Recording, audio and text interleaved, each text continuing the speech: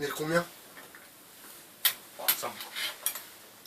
Bonsoir mes chers amis, nous sommes le 25/07/2019, il est exactement 22h15. Alors je vais vous conter une expérience vécue dans les transports en commun. À chaque fois je reviens sur les transports en commun et la richesse que contient ces transports en commun à travers le métissage, à travers le brassage ethnique, à travers les tourismes, à travers aussi malheureusement les gens sinistrés, mes amis. Alors je vais vous conter ce qu'il m'est arrivé tout à l'heure, ce qui nous est arrivé, car je n'étais pas seul dans ce métro. Je prends le métro à Gare du Nord, j'arrive de la ligne 4, je vais sur la ligne 5 pour faire mon changement pour aller sur la place d'Italie. Le métro est bondé, il y a beaucoup de monde, les odeurs sont très très fortes, mais bon, la canicule a frappé, donc il faut aussi avoir un peu de compréhension, ma foi.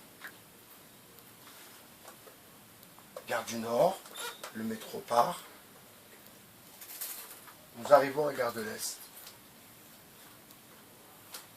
À Gare de l'Est, le métro s'arrête et la place où j'étais dans le métro, j'étais debout, le métro était bondé, comme je vous ai dit, sur le quai, en face de nous, car je n'étais pas seul, je vous le répète, c'était les heures de pointe. Donc en face de nous, un toxicomane, tout maigre, en train de dormir, en train de mourir, en train de souffrir. Ça, c'est une certitude. Mais ce sont les aléas de la vie et chacun ira avec son commentaire. Alors, le métro stationne. Et, comme par hasard, mais comme vous le savez, pour moi, le hasard, pour nous, plutôt, le hasard n'existe pas, eh bien, il stationne un peu plus de temps. Et moi et nous sommes donc ce jeune toxicomane, un blanc, je précise, hein, c'est juste pour le détail, si vous voulez. Et sur le quai, à Vachy, on ne sait même pas s'il est vivant ou s'il est mort.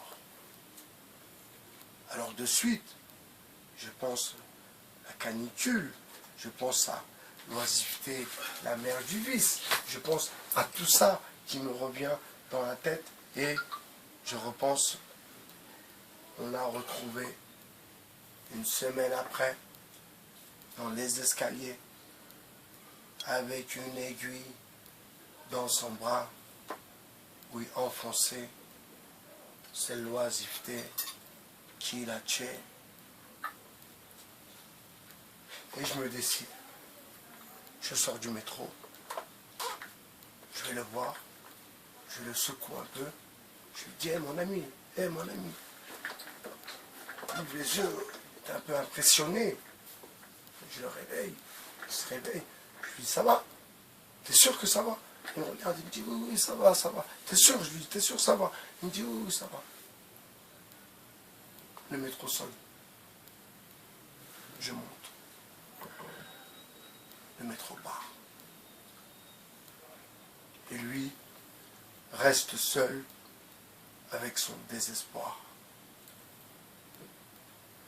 Moi, certes, je ne retrouve pas un grand luxe, mais au moins, j'ai un toit sur la tête.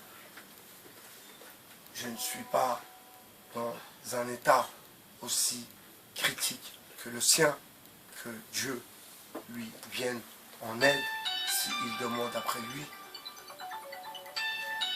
Mais c'est là où vous voyez que la société est vraiment très, très individualiste et que personne n'a pensé à aller voir ce jeune homme, à le réveiller, parce que peut-être qu'il était en train de mourir, en vrai. Vous savez, avec la canicule, les médicaments, le crack, tout ça, il peut y avoir des interconnexions qui peuvent l'emmener à la mort, qui est parfois la dernière et la mauvaise solution. C'était Bernard-Henri Racaille, votre philosophe. Je vous souhaite une bonne soirée, mes amis. Au revoir.